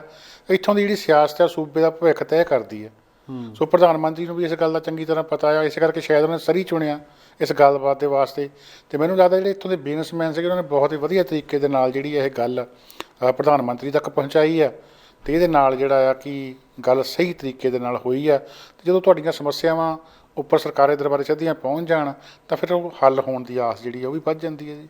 ਜੀ, ਇਹ ਸਾਰੇ ਕੁਛ ਦੇ ਦੌਰਾਨ ਬਿਜ਼ਨੈਸਿਸ ਦੇ ਬਾਰੇ ਬਹੁਤ ਫਿਕਰ ਰਿਹਾ, ਨੌਕਰੀਆਂ ਦੇ ਬਾਰੇ ਬਹੁਤ ਫਿਕਰ ਰਿਹਾ, ਪਰ ਘਰਾਂ ਦੀਆਂ ਕੀਮਤਾਂ ਜਾਂ ਇਹਨਾਂ ਦੀ ਸੇਲ ਆ ਇੱਕਦਮ ਤੇਜ਼ ਹੋ ਗਈ ਸੀ। ਅਕਤੂਬਰ ਮਹੀਨਾ ਲੰਘ ਗਿਆ, ਹੁਣ ਨਵੰਬਰ ਸ਼ੁਰੂ ਹੋ ਗਿਆ, ਕੋਈ ਅੰਕੜੇ ਆਏ ਜੇ ਤੋਂ ਪਤਾ ਲੱਗੇ ਕਿ ਕੀ ਹਾਲਤ ਰਹੀ ਅਕਤੂਬਰ ਦੇ ਵਿੱਚ? ਦੇਖੋ ਜਿਹੜਾ ਆਪਣਾ ਲੋਅਰ ਮੇਨਲੈਂਡ ਜਿਹਨੂੰ ਮੈਟਰੋ ਵੈਨਕੂਵਰ ਕਹਿ ਦਿੰਦੇ ਆ, ਇਹ ਦੋ ਰੀਅਲ ਸਟੇਟ ਬੋਰਡ ਦੇ ਵਿਚਾਲੇ ਵੰਡਿਆ ਹੋਇਆ ਆ। ਅੱਛਾ ਜੀ। ਇੱਕ ਦਰਿਆ ਦਾ ਉੱਪਰਲਾ ਪਾਸਾ ਫਰੇਜ਼ਰ ਰਿਵਰ ਦਾ, ਜਿਹਦੇ ਵਿੱਚ Vancouver, Richmond, Burnaby, New West, North Vancouver, West Vancouver, Coquitlam ਵਗੈਰਾ ਸ਼ਹਿਰ ਆ ਜਾਂਦੇ ਆ। ਉਹਨਾਂ ਦੇ ਅੰਕੜੇ ਜਿਹੜੇ ਆ ਉਹ ਆ ਗਏ ਆ। ਜਿਹੜਾ ਹੇਠਲਾ ਬੋਰਡ ਹੈਗਾ ਫਰੇਜ਼ਰ ਵੈਲੀ ਰੀਅਲ ਸਟੇਟ ਬੋਰਡ, ਜਿਹਦੇ ਵਿੱਚ ਕਿ ਸਰੀ ਡੈਲਟਾ ਦੇ ਨਾਲ ਲੈਂਗਲੀ, ਐਬਸਫੋਰਡ, ਚਿਲਾਵਿਕ ਵਗੈਰਾ ਆਉਂਦੇ ਆ, ਉਹਨਾਂ ਦੇ ਅੰਕੜੇ ਹਲੇ ਆਉਣੇ ਆ। ਜਿਹੜੇ greater Vancouver real estate board ਦੇ ਅੰਕੜੇ ਉਹਨਾਂ ਦੇ ਮੁਤਾਬਕ ਪਿਛਲੇ ਸਾਲ ਅਕਤੂਬਰ, ਯਾਨੀ ਕਿ ਅਕਤੂਬਰ 2019 ਦੇ ਨਾਲੋਂ ਐਤਕੀ 29% ਦੀ ਸੇਲਸ ਜਿਹੜੀਆਂ ਆ ਵਧੀਆਂ ਜੀ। ਮਤਲਬ ਕਿ 29% ਦੀ ਘਰ ਜਿਹੜੇ ਆ ਉਹ ਉਹਨਾਂ ਦੀ ਵਿਕਰੀ ਜ਼ਿਆਦਾ ਹੋਈ ਹੈ ਜੀ। ਅਤੇ ਇਸ ਦੇ ਨਾਲ ਹੀ ਜਿਹੜੀਆਂ ਕੀਮਤਾਂ ਉਹਨਾਂ ਦੇ ਵਿੱਚ ਵੀ 6% ਦਾ ਉਛਾਲ ਜਿਹੜਾ ਦੇਖਿਆ ਗਿਆ ਜੀ। ਸੋ ਇਹ ਇੱਕ ਆਪਣੇ ਆਪ ਦੇ ਵਿੱਚ ਉਹ ਕਹਿੰਦੇ ਰਿਕਾਰਡ ਵੀ ਹੈਗਾ ਆ। ਅਤੇ ਕਰੋਨਾ ਦੇ ਵੇਲੇ ਤਾਂ ਲੱਗਦਾ ਤਾਂ ਸਾਰਿਆਂ ਨੂੰ ਇਹੀ ਸੀਗਾ ਕਿ ਘਰਾਂ ਦੀ ਮਾਰਕੀਟ ਜਿਹੜੀ ਹੈ ਠੰਡੀ ਹੋ ਜਾਣੀ ਆ, ਲੋਕ ਕੰਮਾਂ ਕਾਰਾਂ ਤੋਂ ਡਰਦੇ ਸੀਗੇ, ਪਰ ਹੋਇਆ ਉਲਟ ਹੈਗਾ ਕਿ ਸਰਕਾਰ ਮਦਦ ਦੇਈ ਗਈ ਆ, ਕੰਮ ਥੋੜ੍ਹੇ ਬਹੁਤ ਚੱਲੀ ਗਏ ਆ, ਲੋਕਾਂ ਦੇ ਵਿੱਚ ਕੌਨਫੀਡੈਂਸ ਸੀਗਾ, ਇੰਟਰਸਟ ਰੇਟ ਲੋਅ ਹੋਣ ਦੇ ਕਰਕੇ ਜਿਹੜੀ ਮਾਰਕੀਟ ਉਲਟਾ ਤੇਜ਼ ਹੋ ਗਈ ਹੈ ਜੀ। ਅਤੇ ਹਾਲੇ ਤੱਕ ਤੇਜ਼ ਚੱਲ ਰਹੀ ਆ। ਅਤੇ ਮੈਨੂੰ ਲੱਗਦਾ ਕਿ ਜਿਹੜੇ ਫਰੇਜ਼ਰ ਵੈਲੀ ਰੀਅਲ ਸਟੇਟ ਬੋਰਡ ਦੇ ਅੰਕੜੇ ਉਹ ਵੀ ਤੋਂ ਕੋਈ ਵੱਖਰੇ ਨਹੀਂ ਹੋਣੇ, ਇਹ ਤੋਂ ਵੱਧ ਹੋ ਸਕਦੇ ਆ, ਕਿਉਂਕਿ ਇਹਨਾਂ ਇਲਾਕਿਆਂ ਦੇ ਵਿੱਚ ਸਰੀ, ਡੈਲਟਾ, ਐਬਸਫੋਰਡ, ਲੈਂਗਲੀ ਦੇ ਵਿੱਚ ਸੇਲਸ ਜਿਹੜੀਆਂ ਪਿਛਲੇ ਮਹੀਨੇ ਬਹੁਤ ਜ਼ਿਆਦਾ ਹੋਈਆਂ ਜੀ। ਜਿਹੜੇ ਲੋਕ ਬੇਸਮੈਂਟ ਵਿੱਚ ਰਹਿ ਰਹੇ ਜਾਂ ਕਿਸੇ ਕਿਰਾਏ 'ਤੇ ਰਹਿ ਰਹੇ, ਉਹਨਾਂ ਨੂੰ ਆਸ ਆ ਕਿਤੇ ਨਾ ਕਿਤੇ ਵੀ ਸ਼ਾਇਦ ਥੋੜ੍ਹੀਆਂ ਜਿਹੀਆਂ ਕੀਮਤਾਂ ਘਟਣਗੀਆਂ, ਅਸੀਂ ਵੀ ਕੋਈ ਕੋਂਡੋ, ਟਾਊਨ ਹਾਊਸ, ਕੋਈ ਘਰ ਜਿਹੜਾ ਲੈ ਲਵਾਂਗੇ, ਪਰ ਕੀਮਤਾਂ ਥੱਲੇ ਨਹੀਂ ਆ ਰਹੀਆਂ। ਆ ਜਿਹੜੇ ਅਕਤੂਬਰ ਤੱਕ ਵੀ ਥੋੜ੍ਹੀਆਂ ਬਹੁਤੀਆਂ ਜੇ ਉੱਪਰ ਨਹੀਂ ਬਹੁਤ ਜ਼ਿਆਦਾ ਗਈਆਂ ਤਾਂ ਉੱਥੇ ਤਾਂ ਲੱਗਦਾ ਆ ਵੀ ਰਹੀਆਂ। ਕੋਈ ਆਸ ਹੈਗੀ ਆ ਭਵਿੱਖ 'ਚ ਕਿ ਉਹ ਘਰ ਲੈ ਸਕਣਗੇ ਜਿੱਥੇ ਹੁਣ ਇੱਕ ਸੈੱਟ ਹੋ ਗਈਆਂ ਕੀਮਤਾਂ ਜਿਹੜੀਆਂ ਸਿੰਗਲ ਫੈਮਿਲੀ ਹੋਮ ਦੀਆਂ, ਟਾਊਨ ਹਾਊਸ ਦੀਆਂ, ਕੋਂਡੋ ਦੀਆਂ, ਇਹ ਥੋੜ੍ਹੀਆਂ ਬਹੁਤੀਆਂ ਥੱਲੇ ਆਉਣਗੀਆਂ ਕਦੇ? ਜਿਹੜਾ ਸੁਪਨਾ ਹੁੰਦਾ ਜੀ ਉਹ ਇਹ ਹੁੰਦਾ ਵੀ ਜਿਹੜਾ ਪੂਰਾ ਹੋਣ ਵਾਲਾ ਹੋਵੇ। ਹੁਣ ਮੈਂ ਇਹ ਸੁਪਨਾ ਤਾਂ ਦੇਖ ਸਕਦਾ ਕਿ ਮੇਰਾ ਸਰੀ ਦੇ ਇੱਕ ਬਹੁਤ ਹੀ ਵਧੀਆ ਆਲੀਸ਼ਾਨ ਇਲਾਕੇ ਦੇ ਵਿੱਚ ਘਰ ਹੋਵੇ ਵਧੀਆ। ਇਹ ਨਹੀਂ ਮੈਂ ਦੇਖ ਸਕਦਾ ਕਿ ਮੈਂ ਅਮਰੀਕਾ ਦਾ ਰਾਸ਼ਟਰਪਤੀ ਬਣ ਜਾਵਾਂ ਜੀ। ਠੀਕ ਹੈ, ਸੁਪਨਾ ਜਿਹੜਾ ਜਾਇਜ਼ ਹੋਵੇ ਉਹ ਪੂਰਾ ਹੋ ਸਕਦਾ। ਸੋ ਇਸ ਤਰ੍ਹਾਂ ਜਿਹੜੀਆਂ ਘਰਾਂ ਦੀਆਂ ਕੀਮਤਾਂ ਬਾਰੇ ਸੁਪਨਾ ਆ ਉਹ ਇਹ ਤਾਂ ਹੈਗਾ ਕਿ 5% ਜਾਂ 7% ਕੀਮਤਾਂ ਡਿੱਗ ਸਕਦੀਆਂ ਆ। ਪਰ ਜਿਹੜੇ ਲੋਕ ਇਹ ਆਸ ਲਾ ਕੇ ਬੈਠੇ ਆ, ਕਈ ਜਿਹੜੇ ਪ੍ਰੋਪੇਗੰਡਾ ਕਰਦੇ ਆ ਕਿ ਤਾਂ ਜੀ ਲੋਕਾਂ ਨੇ ਛੱਡ ਘਰ ਭੱਜਣੇ ਆ, 8 ਲੱਖ ਵਾਲਾ ਘਰ ਜਿਹੜਾ 5 ਲੱਖ ਦਾ ਰਹਿ ਜਾਣਾ, ਜਿਹੜਾ 12 ਲੱਖ ਵਾਲਾ ਘਰ ਆ 9 ਲੱਖ ਦਾ ਹੋ ਜਾਣਾ, ਉਹ ਕਦੀ ਹੋਣਾ ਨਹੀਂ। ਕਿਉਂਕਿ ਜਿਸ ਹਿਸਾਬ ਨਾਲ ਸਪਲਾਈ ਡਿਮਾਂਡ ਦੀ ਰੇਸ਼ੋ ਹੈਗੀ ਆ, ਲੋਕੀ ਮਗਰੋਂ ਆ ਰਹੇ ਆ, ਕੋਈ ਐਡੀ ਬਿਪਤਾ ਹੈ ਨਹੀਂ ਕਿਸੇ ਨੂੰ। ਦੂਜੀ ਗੱਲ ਜਿਹੜੀ ਹੈ ਕਿ ਸਭ ਤੋਂ ਵੱਡੀ ਗੱਲ ਹੁੰਦੀ ਹੈ ਰੈਂਟਲ ਮਾਰਕੀਟ ਦੀ ਜੀ। ਮੰਨ ਲਓ ਕਿਸੇ ਨੇ 2 ਘਰ ਲਏ ਹੋਏ ਆ, ਉਹਦਾ ਘਰ ਜਿਹੜਾ ਰੈਂਟ 'ਤੇ ਨਹੀਂ ਚੜ੍ਹ ਰਿਹਾ, ਉਹਦੀ ਪੇਮੈਂਟ ਨੂੰ ਕੋਲੋਂ ਦੇਣੀ ਪੈ ਰਹੀ ਆ, ਠੀਕ ਹੈ, ਫਿਰ ਉਹ ਘਰ ਵੇਚੂਗਾ। ਰੈਂਟ ਤਾਂ ਉਦੋਂ ਵੱਧ ਜਿਹੜਾ ਆ ਮਹਿੰਗਾ ਆ, ਅਗਲੇ ਨੂੰ ਰੈਂਟ 'ਤੇ ਘਰ ਦੇ ਕੇ ਉਹਦੀ ਪੇਮੈਂਟ ਚੱਕ ਕੇ ਪ੍ਰੋਪਰਟੀ ਟੈਕਸ ਦੇ ਕੇ ਫਿਰ ਵੀ ਪੈਸੇ ਬਚਦੇ ਆ। ਇੰਟਰਸਟ ਰੇਟ ਲੋ ਆ, 5 ਸਾਲ ਦੇ ਮੁਰਗਈ ਲੋਕ ਆ, ਕੋਈ ਇਹੋ ਜਿਹੀ ਗੱਲ ਹੋ ਨਹੀਂ ਸਕਦੀ। ਇਹ ਜ਼ਰੂਰ ਹੈ ਕਿ ਵਕਤੀ ਤੌਰ ਦੇ ਉੱਤੇ ਕਦੀ ਵੀ ਜਿਹੜੀਆਂ ਕੀਮਤਾਂ ਉੱਪਰ ਨਹੀਂ ਜਾਂਦੀਆਂ। ਜਿਹੜਾ ਗ੍ਰਾਫ ਹੁੰਦਾ ਆ ਉਹ ਇੱਦਾਂ ਉੱਪਰ ਜਾਣਾ, ਫਿਰ ਸਾਹ ਲੈਣਾ, ਫਿਰ ਉੱਪਰ ਜਾਣਾ, ਫਿਰ ਸਾਹ ਲੈਣਾ, ਫਿਰ ਉੱਪਰ ਜਾਣਾ। ਜਦੋਂ ਸਾਹ ਲੈਂਦਾ ਆ ਗ੍ਰਾਫ ਉਹ ਕਦੀ 5-7% ਦੀ ਥੱਲੇ ਮਾਰਕੀਟ ਜਾਂਦੀ ਹੁੰਦੀ ਆ, ਉਹਦੇ ਵਿੱਚ ਜਿਹੜਾ ਐਂਟਰ ਹੋ ਗਿਆ ਹੋ ਗਿਆ। ਹੁਣ ਮਿਲੀਅਨ ਦੇ ਘਰ ਪਿੱਛੇ 5-7% ਜਿਹੜਾ ਹੈ ਜੀ ਉਹ ਬਣਦਾ 50,000 70,000, ਵੀ ਤੁਹਾਨੂੰ ਮਿਲੀਅਨ ਦਾ ਘਰ 9.5 ਦਾ ਮਿਲ ਜੂ, 9.25 ਦਾ ਮਿਲ ਜੂ, ਇੰਨਾ ਕੁ ਹੁੰਦਾ ਵੀ ਤੁਸੀਂ ਐਂਟਰ ਕਰ ਗਏ ਤਾਂ ਕਰ ਗਏ। ਉਦੋਂ ਕਈ ਵਾਰੀ ਬੰਦੇ ਫਿਰ ਜਿਹੜੇ ਉਡੀਕਣ ਲੱਗ ਪੈਂਦੇ ਆ ਕਿ ਨਹੀਂ ਜੀ ਹੁਣ ਮਾਰਕੀਟ ਡਿੱਗ ਪੈਣੀ, ਹੋਰ 8.5 ਦਾ ਜਦੋਂ ਹੋਊਗਾ ਫੇਰ ਲਵਾਂਗੇ। ਹੁੰਦਾ ਕੀ ਹੈ, ਮੁੜ ਕੇ ਫੇਰ ਉਹ ਮਿਲੀਅਨ ਤੋਂ ਅਗਲਾ ਜੰਪ ਜਿਹੜਾ $1.50 million 11 ਦਾ ਵੱਜ ਜਾਂਦਾ ਆ, ਉਹ ਫਿਰ ਜਦੋਂ ਗੱਡੀ ਤੁਰ ਪੈਂਦੀ ਆ ਫਿਰ ਉਹ ਇੱਕਦਮ ਚੜ੍ਹਨ ਦੀਆਂ ਕੋਸ਼ਿਸ਼ਾਂ ਕਰਦੇ ਆ, ਸਮਾਂ ਮਾਰਕੀਟ ਨੂੰ ਹੋਰ ਤੇਜ਼ ਜਿਹੜਾ ਉਹ ਕਰ ਦਿੰਦੇ ਆ। ਸੋ ਬੈਟਰ ਤਾਂ ਇਹੀ ਆ ਜਿਹੜਾ ਕਿ ਜਦੋਂ ਤੁਹਾਨੂੰ ਲੱਗਦਾ ਕਿ ਹੁਣ ਵੀ ਥੋੜ੍ਹੀ ਜਿਹੀ ਮਾਰਕੀਟ ਸਲੋ ਹੋਈ ਆ, ਰੈਗੂਲਰ ਮਾਰਕੀਟ ਨੂੰ ਵਾਚ ਕਰਨਾ ਚਾਹੀਦਾ ਆ। ਬਾਕੀ ਇੱਕ ਇਹ ਵੀ ਆ ਕਿ ਆਪਣੇ ਲੋਕ ਜਿਹੜੇ ਆ ਉਹ ਰੀਅਲਟਰ ਦੀਆਂ ਕਈ ਵਾਰੀ ਸੇਵਾਵਾਂ ਲੈਣੀਆਂ ਨਹੀਂ ਚਾਹੁੰਦੇ। ਉਹ ਕਦੀ ਉਹਨੂੰ ਫੋਨ ਕਰ ਲਿਆ, ਕਦੀ ਉਹਨੂੰ ਫੋਨ ਕਰ ਲਿਆ, ਆਪ ਜਿਹੜੇ ਸਿੱਧੇ ਫੋਨ ਕਰ ਲਏ, ਮਾਰਕੀਟ ਜਿਹੜੀ ਵਾਚ ਹੁੰਦੀ ਨਹੀਂ। ਪਰ ਜੇ ਤੁਸੀਂ ਇੱਕ ਪੱਕਾ ਰੀਅਲਟਰ ਕੋਈ ਰੱਖਿਆ ਹੋਇਆ, ਉਹਦੇ ਉੱਤੇ ਯਕੀਨ ਆ ਤੁਹਾਨੂੰ, ਉਹਨੇ ਤੁਹਾਤੋਂ ਤਾਂ ਕੁਛ ਲੈਣਾ ਨਹੀਂ, ਉਹਨੇ ਤਾਂ ਮੋਰਲੀ ਪਾਰਟੀ ਤੋਂ ਕਮਿਸ਼ਨ ਲੈਣਾ ਆ, ਜਿਹਨੇ ਘਰ ਵੇਚਣਾ ਆ। ਜੇ ਉਹ ਤੁਹਾਡੇ ਲਈ ਕੰਮ ਕਰ ਰਿਹਾ, ਉਹ ਮਾਰਕੀਟ ਵਾਚ ਕਰੂਗਾ ਵੀ ਹਾਂ ਹੁਣ ਮਾਰਕੀਟ ਜਿਹੜੀ ਚੰਗੀ ਆ ਮੇਰੇ ਗਾਹਕਾਂ ਦੇ ਵਾਸਤੇ, ਘਰ ਲੈਣ ਦੇ ਵਾਸਤੇ, ਉਹ ਤੁਹਾਨੂੰ ਦਵਾ ਦਊਗਾ। ਪਰ ਜੇ ਤੁਸੀਂ ਕਿਸੇ 'ਤੇ ਯਕੀਨ ਨਹੀਂ ਕਰਦੇ, ਫਿਰ ਕੋਈ ਤੁਹਾਡੇ ਲਈ ਵੀ ਨਹੀਂ ਕੰਮ ਕਰਦਾ। ਇਹ ਵੀ ਇੱਕ ਵੱਡਾ ਫੈਕਟਰ ਹੈਗਾ। ਕੋਈ ਰੀਅਲਟਰ ਚੁਣ ਲਓ ਆਪਣਾ, ਇੱਕ ਉਹਦੇ 'ਤੇ ਯਕੀਨ ਰੱਖੋ, ਉਹਨੂੰ ਕਹੋ ਵੀ ਸਾਨੂੰ ਮਾਰਕੀਟ ਦੇ ਨਾਲ ਦੀ ਨਾਲ ਅਪਡੇਟ ਦੇ, ਖੁਦ ਆਪ ਜਿਹੜਾ ਉਹਨਾਂ ਸੰਪਰਕ ਬਣਾ ਕੇ ਰੱਖੋ। ਫਿਰ ਤੁਹਾਨੂੰ ਜਦੋਂ ਲੱਗਦਾ ਕਿ ਹੁਣ ਮਾਰਕੀਟ ਜਿਹੜੀ ਆ ਜਾਇਜ਼ ਜੇ ਲੱਗਦੀ ਆ, ਉਦੋਂ ਵਿੱਚ ਐਂਟਰ ਹੋ ਜਾਓ। ਸਾਰੇ ਲੋਕ ਇੱਦਾਂ ਹੀ ਹੁੰਦੇ ਆ ਰਹੇ ਆ। ਜਿਨ੍ਹਾਂ ਲੋਕਾਂ ਨੇ 1.5 ਲੱਖ ਦੇ ਘਰ ਲਏ ਸੀਗੇ ਸਰੀ ਦੇ ਵਿੱਚ, ਉਹਨਾਂ ਨੂੰ ਉਦੋਂ ਮਹਿੰਗੇ ਲੱਗਦੇ ਸੀਗੇ। ਜਿਹਨਾਂ ਨੇ 3 ਲੱਖ ਦੇ ਲਏ ਸੀਗੇ ਉਦੋਂ ਮਹਿੰਗੇ, ਫਿਰ 5 ਦੇ ਹੋ ਗਏ, ਫਿਰ 7 ਦੇ ਹੋ ਗਏ, 8 ਦੇ ਹੋ ਗਏ। ਹੁਣ ਜਿਹੜਾ ਪੁਰਾਣਾ ਘਰ 40-45 ਸਾਲ ਆ, ਉਹ ਮਿਲੀਅਨ ਤੋਂ ਉੱਪਰ ਆ ਜੇ ਰਹਿਣ ਵਾਲਾ ਆ, ਤਾਂ ਉਹ ਹੁਣ ਵੀ ਮਹਿੰਗੇ ਲੱਗੀ ਜਾਂਦੇ ਆ, ਹੈ ਨਾ। ਸੋ ਇਹ ਗਾਂਹ ਜਦੋਂ ਹੋ ਜਾਣੇ ਆ, ਹੁਣ ਪ੍ਰੈਡਿਕਸ਼ਨ ਇਹ ਆ ਰਹੀ ਹੈ ਕਿ ਜਦੋਂ ਮੈਸੀ ਟਨਲ ਜਿਹੜੀ ਆ ਉਹਦੀ ਥਾਂ 'ਤੇ ਕੋਈ ਕ੍ਰੋਸਿੰਗ ਬਣ ਗਈ, ਡਜ਼ਨਟ ਮੈਟਰ ਬ੍ਰਿਜ ਬਣੇ, ਚਾਹੇ ਉਹ ਪੁਲ ਬਣੇ, ਚਾਹੇ ਟਨਲ ਬਣੇ, ਇੱਧਰੋਂ ਦੂਜੇ ਪਾਸੇ ਪਟੋਲੋ ਬ੍ਰਿਜ ਜਿਹੜਾ ਆ ਉਹ ਚੱਲ ਪਿਆ, ਇਹਦੇ ਨਾਲ ਹੋਰ ਜਿਹੜਾ ਫਲੋ ਇੱਧਰ ਨੂੰ ਵਧਣਾ ਆ। ਸਰੀ ਦੇ ਵਿੱਚ ਸਟੈਂਡਰਡ ਲਾਟ ਦੀ ਪ੍ਰਾਈਸ ਜਿਹੜੀ ਆ ਹੋਰ ਵੱਧ ਜਾਣੀ ਆ। ਸੋ ਜਿਹੜੇ ਲੋਕ ਘਰ ਲੈਣ ਦੇ ਚਾਹਵਾਨ ਆ, ਉਹਨਾਂ ਨੂੰ ਇਸ ਵੇਲੇ ਸਹੀ ਮੌਕਾ ਹੁੰਦਾ ਕਿ ਉਹ ਲੈ ਲੈਣ। ਇੱਕ ਆ ਜਿਹੜੀ ਹੋਰ ਸੋਚਣ ਵਾਲੀ ਹੈ ਕਿ ਅੱਜ ਤੋਂ 10-12 ਸਾਲ ਪਹਿਲਾਂ ਇਹ ਹੁੰਦਾ ਸੀਗਾ ਕਿ ਵੈਨਕੂਵਰ ਦੇ ਵਿੱਚ ਨਵੀਂ ਲਾਟ ਨਹੀਂ ਸੀ ਨਿਕਲਦੀ ਹੁੰਦੀ, ਹੁਣ ਵੀ ਨਹੀਂ ਨਿਕਲਦੀ, ਯਾਨੀ ਕਿ ਉਦੋਂ ਹੀ ਹਟ ਗਈਆਂ ਸੀਗੀਆਂ, 15 ਸਾਲ ਪਹਿਲਾਂ ਹੀ ਹਟ ਗਈਆਂ ਸੀਗੀਆਂ। ਘਰ ਢਾਹ ਕੇ ਫਿਰ ਘਰ ਬਣਦਾ ਸੀਗਾ, ਇਸ ਕਰਕੇ ਉੱਥੇ ਜਿਹੜੀ ਕੀਮਤ ਜ਼ਿਆਦਾ ਸੀਗੀ। ਹੁਣ ਸਰੀ ਦੇ ਵਿੱਚ ਵੀ ਹਾਲ ਇਹੀ ਹੋ ਗਿਆ। ਸਰੀ ਜਿਹੜੀ ਆ ਉਹ ਜਿੰਨੀ ਕੁ ਡਿਵੈਲਪ ਹੋਣੀ ਸੀਗੀ ਹੋ ਗਈ ਆ। ਬਹੁਤ ਥੋੜ੍ਹੇ ਇਲਾਕੇ ਰਹਿ ਗਏ ਸਰੀ ਦੇ ਵਿੱਚ, ਕੋਈ 1 ਤੋਂ 2 ਏਕੜ ਜਿਹੜੇ ਡਿਵੈਲਪ ਹੋਣ ਵਾਲੇ ਆ। ਵਰਨਾ ਜਿਹੜਾ ਘਰ ਢਾਹ ਕੇ ਨਵਾਂ ਘਰ ਬਣਨਾ, ਅਤੇ ਤੁਸੀਂ ਦੇਖੋ ਵੀ ਹੁਣ ਜੋ ਲੈਂਡ ਇਹ ਹੈ ਨਹੀਂ ਗੀ, ਤਾਂ ਫਿਰ ਬਣੂਗਾ ਕੀ। ਦੂਜੇ ਪਾਸੇ ਜਿਹੜੀ ਸਰਕਾਰ ਆ ਉਹ ਇੱਦਾਂ ਕਰਦੀ ਨਹੀਂ ਜਿਵੇਂ ਅੰਟਾਰੀਓ ਦੇ ਵਿੱਚ ਆ ਕਿ 40-50 ਕਿਲੋਮੀਟਰ ਬਾਹਰ ਜਾ ਕੇ ਕੋਈ ਨਵਾਂ ਸ਼ਹਿਰ ਵਸਾ ਦਿੱਤਾ, ਨਵੀਂ ਸਬ ਡਿਵੀਜ਼ਨ ਕੱਢਤੀ। ਇਹੋ ਜਿਹੀਆਂ ਉਹ ਕੋਸ਼ਿਸ਼ਾਂ ਨਹੀਂ ਕਰ ਰਹੇ, ਨਾ ਕੋਈ ਇਹੋ ਜਿਹਾ ਇਨਫਰਾਸਟਰਕਚਰ ਹੈਗਾ ਆ ਵੀ ਟਰਾਂਸਪੋਰਟੇਸ਼ਨ ਦਾ। ਇਸ ਕਰਕੇ ਜਿਹਨੇ ਰਹਿਣਾ ਉਹ ਇੱਥੇ ਰਹਿਣਾ ਆ। ਇਸ ਕਰਕੇ ਜਿਹੜੀ ਸਪਲਾਈ ਡਿਮਾਂਡ ਦਾ ਇਸ਼ੂ ਆ। ਅਤੇ ਇੱਕ ਜਿਹੜੀ ਹੋਰ ਗੱਲ ਆ, ਡਿਵੈਲਪਰ ਆ, ਹੁਣ ਜੇ ਮੰਨ ਲਓ ਕਿਸੇ ਕੋਲ ਸਰੀ ਦੇ ਵਿੱਚ 2 ਏਕੜ ਪਏ ਆ, ਉਹਨੂੰ ਪੈਸੇ ਤਾਂ ਬਣਦੇ ਆ ਜੇ ਉੱਥੇ ਟਾਊਨ ਹਾਊਸ ਜਾਂ ਕੋਂਡੋ ਬਣਾਵੇ। ਲੋਟਾਂ ਬਣਾ ਕੇ ਸਿੰਗਲ ਫੈਮਿਲੀ ਵਾਸਤੇ ਉਹਨੂੰ ਪੈਸੇ ਘੱਟ ਬਣਦੇ ਆ। ਉਹ ਕਹਿੰਦਾ ਮੈਂ ਇਕੱਲੇ ਬਣਾਵਾਂ ਫਿਰ। ਇਸ ਕਰਕੇ ਲੋਟਾਂ ਦੀ, ਸਿੰਗਲ ਫੈਮਿਲੀ ਹੋਮਸ ਦੀ ਜਿਹੜੀ ਆ ਕਮੀ ਰਹਿਣੀ ਆ। ਅਤੇ ਉੱਤੋਂ ਪਿੱਛੋਂ ਪੈਸੇ ਦਾ ਬਹੁਤ ਧੱਕਾ ਪੈ ਰਿਹਾ। ਦਿੱਲੀ, ਬੰਬੇ ਤੋਂ, ਪੰਜਾਬ ਤੋਂ ਪੈਸਾ ਜਿਹੜਾ ਆ ਉਹ ਬਹੁਤ ਆ ਰਿਹਾ, ਜਿਸ ਕਰਕੇ ਮਾਰਕੀਟ ਜਿਹੜੀ ਆ ਉਹ ਜਿਹੜੀ ਗਰਮੇ ਹੀ ਰਹਿਣੀ ਆ। ਅਤੇ ਪਰ ਜੇ ਕਿਤੇ ਮਾੜੀ ਜਿਹੀ ਬ੍ਰੇਕ ਆਉਂਦੀ ਆ, ਸਾਹ ਲੈਂਦੀ ਆ ਮਾਰਕੀਟ, ਤੁਸੀਂ ਲਗਾਤਾਰ ਵਾਚ ਕਰਦੇ ਆ, ਉਦੋਂ ਜੇ ਤੁਸੀਂ ਐਂਟਰ ਕਰ ਗਏ ਤਾਂ ਕਰ ਗਏ, ਅਦਰਵਾਈਜ਼ ਜਿਹੜਾ ਫਿਰ ਚੱਲਦੇ ਘੋੜੇ 'ਤੇ ਚੜ੍ਹਨਾ ਪੈਣਾ ਜੀ। ਇੱਕ ਮੈਨੂੰ ਸੰਖੇਪ ਦੇ ਵਿੱਚ ਉੱਤਰ ਦਿਓ ਕਿ ਤੁਸੀਂ ਰੀਅਲਟਰ ਹੋ, ਲੰਬੇ ਸਮੇਂ ਤੋਂ ਤੁਸੀਂ ਇਸ ਕੰਮ 'ਚ ਜੁੜੇ, ਕੋਈ ਤੁਹਾਨੂੰ ਚੂਜ਼ ਕਰਦਾ, ਮੰਨ ਲਓ ਮੈਂ ਤੁਹਾਨੂੰ ਕਹਿੰਦਾ ਵੀ ਤੁਸੀਂ ਮੇਰੇ ਲਈ ਘਰ ਦੇਖੋ, ਕੀ ਉਹ ਮੈਂ 6 ਮਹੀਨੇ ਲੈਂਦਾ ਹੀ ਨਹੀਂ, ਜਾਂ ਮੇਰਾ 8 ਮਹੀਨੇ ਇਰਾਦਾ ਬਦਲ ਜਾਂਦਾ, ਉਹਦੀ ਕੋਈ ਫੀਸ ਲੈਣੀ ਹੁੰਦੀ ਹੈ? ਨਹੀਂ ਜੀ, ਇੱਕ ਬਸ ਸਿਰਫ ਤੁਹਾਡੀ ਕਹਿ ਲਓ ਵੀ ਗੱਲਬਾਤ ਹੁੰਦੀ ਹੈ। ਵੈਸੇ ਤਾਂ ਜਿਹੜਾ ਰੀਅਲ ਸਟੇਟ ਬੋਰਡ ਹੈ ਉਹ ਕਹਿੰਦਾ ਵੀ ਚਾਹੇ ਤੁਸੀਂ ਸੈਲਰ ਨਾਲ ਕੰਮ ਕਰਨਾ, ਚਾਹੇ ਬਾਇਰ ਨਾਲ ਕੰਮ ਕਰਨਾ, ਵੀ ਤੁਸੀਂ ਬਕਾਇਦਾ ਸਾਈਨ ਕਰਾਓ। ਜੇ ਮੈਂ ਤੁਹਾਡੇ ਲਈ ਘਰ ਲੱਭਣਾ, ਮੈਂ ਤੁਹਾਡੇ ਨਾਲ ਸਾਈਨ ਕਰ ਲਵਾਂ ਵੀ ਮੈਂ 6 ਮਹੀਨੇ ਲਈ ਤੁਹਾਡਾ ਰੀਅਲਟਰ ਆ, ਤੁਸੀਂ ਕਿਸੇ ਹੋਰ ਬੰਦੇ ਰਾਹੀਂ ਘਰ ਨਹੀਂ ਲੈ ਸਕਦੇ। ਜੇ ਤੁਸੀਂ ਲੈ ਲਿਆ ਮੈਨੂੰ ਕਮਿਸ਼ਨ ਦਓਗੇ। ਪਰ ਆਪਣੀ ਕਮਿਊਨਿਟੀ ਵਿੱਚ ਇੱਦਾਂ ਨਹੀਂ ਕਰਦੇ। ਉਹ ਕਹਿੰਦੇ ਵੀ ਕੋਈ ਗੱਲ ਨਹੀਂ, ਵੀ ਆਪਾਂ ਨੂੰ ਲੋੜ ਨਹੀਂ। ਵੈਸੇ ਇੱਕ ਮਿਊਚੁਅਲ ਐਗਰੀਮੈਂਟ ਹੁੰਦਾ ਜੀ, ਪਰ ਉਹਦੇ ਵਿੱਚ ਜਿਹੜਾ ਰੀਅਲਟਰ ਹੁੰਦਾ ਉਹ ਬਾਹਰ ਤੋਂ ਕਦੀ ਕੁਛ ਚਾਰਜ ਨਹੀਂ ਕਰਦਾ। ਜਿਹੜਾ ਜਿਹਨੇ ਘਰ ਵੇਚਣਾ ਹੁੰਦਾ ਉਹਨੇ ਕਮਿਸ਼ਨ ਦੇਣਾ ਹੁੰਦਾ। ਸੋ ਇੱਕ ਤਰ੍ਹਾਂ ਦੇ ਨਾਲ ਬਾਇਰ ਨੇ ਫ੍ਰੀ ਦੇ ਵਿੱਚ ਸੇਵਾਵਾਂ ਲੈਣੀਆਂ ਹੁੰਦੀਆਂ, ਪਰ ਕਈਆਂ ਨੂੰ ਲੈਣੀਆਂ ਨਹੀਂ ਜੀ ਆਉਂਦੀਆਂ। ਜੀ, ਤੁਸੀਂ ਪਹਿਲਾਂ ਗੱਲ ਕੀਤੀ ਅਮਰੀਕਾ ਦੇ ਰਾਸ਼ਟਰਪਤੀ ਦੀ, ਕਿੱਦਾਂ ਵੋਟਾਂ ਠੀਕ ਠਾਕ ਪੈ ਰਹੀਆਂ ਜੀ? ਕੀ ਮਾਹੌਲ ਅੱਜ ਖਬਰ ਆ ਰਹੀ ਕੋਈ? ਹਜੇ ਤੱਕ ਤਾਂ ਖੁਦਾ ਦਾ ਫਜ਼ਲ ਹੈ ਜੀ, ਕਹਿੰਦੇ ਹੁੰਦੇ ਜਿੱਦਾਂ ਸਾਡੇ ਪਾਕਿਸਤਾਨੀ ਭਰਾ, ਸੁੱਖ ਸ਼ਾਂਤੀ ਆ। ਲੰਬੀਆਂ ਲਾਈਨਾਂ ਜਿਹੜੀਆਂ ਪੈਂਸਿਲਵੇਨੀਆ 'ਚ, ਟੈਕਸਸ 'ਚ ਲੱਗੀਆਂ ਆ, ਵੋਟਾਂ ਦੇ ਬਹੁਤ ਵੱਡੀ ਗਿਣਤੀ ਵਿੱਚ ਪੈ ਰਹੀਆਂ ਆ। ਦੱਸਦੇ ਆ ਕਿ ਕਈ ਥਾਂ ਦਾ ਰਿਕਾਰਡ ਟੁੱਟ ਗਿਆ ਜੀ ਵੋਟਾਂ ਪੈਣ ਦਾ। ਅਤੇ ਹੁਣ ਤਾਂ ਬਸ ਉਡੀਕਾਂ ਹੈਗੀਆਂ ਕਿ ਕਿਹੜੀ ਘੜੀ ਵੋਟਾਂ ਜਿਹੜੀਆਂ ਮੁੱਕਣ, ਅਤੇ ਉਸ ਤੋਂ ਬਾਅਦ ਵਿੱਚ ਫਾਈਨਲ ਅੰਕੜੇ ਜਿਹੜੇ ਪਤਾ ਲੱਗ ਕੇ ਰਿਜ਼ਲਟ ਜਿਹੜੇ ਆਉਣ। ਪਰ ਹਾਲਾਤ ਇਹ ਹੋਏ ਆ ਕਿ ਕੰਧਾਂ ਦੇ ਸ਼ੌਕੀਨ ਟਰੰਪ ਸਾਹਿਬ ਦੇ ਆਪਣੇ ਘਰ ਦੁਆਲੇ ਕੰਧਾਂ ਪਾਤੀਆਂ ਜੀ, ਵੀ ਕਿਤੇ ਰਾਤ ਨੂੰ ਦੰਗੇ ਭੜਕ ਕੇ ਕੋਈ ਨੁਕਸਾਨ ਨਾ ਹੋ ਜਾਵੇ। ਵਾਈਟ ਹਾਊਸ ਨੂੰ ਕਿਲੇ ਦਾ ਰੂਪ ਦੇ ਦਿੱਤਾ ਗਿਆ ਆ।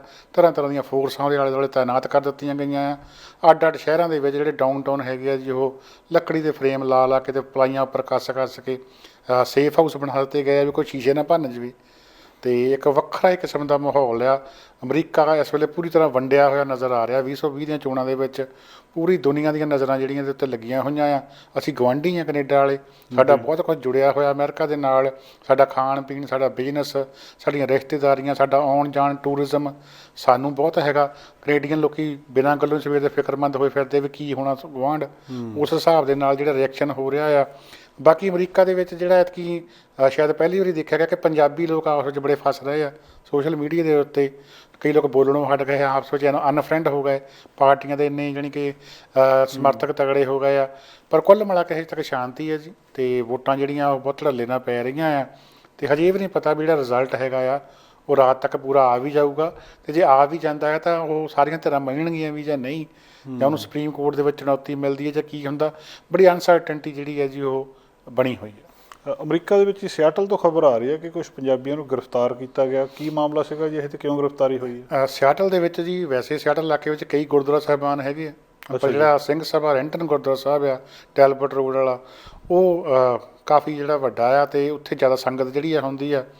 ਬਹੁਤ ਗਿਣਤੀ ਕਰਕੇ ਇੱਦਾਂ ਹੀ ਹੁੰਦਾ ਵੀ ਉੱਥੇ ਬਹੁਤ ਸੰਮਤੀ ਦੇ ਨਾਲ ਹੀ ਜਿਹੜੀ ਆ ਉਹ ਇਲੈਕਸ਼ਨ ਦੀ ਸਿਲੈਕਸ਼ਨ ਹੁੰਦੀ ਆ, ਕਮੇਟੀ ਬਣਦੀ ਆ।